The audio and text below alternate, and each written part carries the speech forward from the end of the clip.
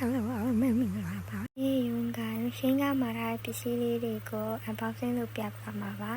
ဒါပေမဲ့ရုံအလုံးမှာ unboxing လုပ်တာဆိုတော့စကားလည်းပြောလို့မရတခြားလည်းပြလို့မရဖြစ်နေတော့ရုံခုနကလိုပဲပုံလေးပြထားပေးမယ်ပေါ့နော်အခုပစ္စည်းလေးတွေကအဲနဲ့မှာတာမလို့ကြာချိန်လည်းလောက်မကြာဘူးပေါ့နော်ကြာချိန်ကကိုရောင်ကိုပစ္စည်းရောက်ပြီးတော့3-4ရက်တွင်ရန်ကုန်ရောက်တယ်ဆိုတော့သူတဲဆိုရင်15ရက်လောက်ပဲကြာပါတယ်အများဆုံး15ရက်ပေါ့နော်အနည်းဆုံးတော့10ရက်လောက်ပေါ့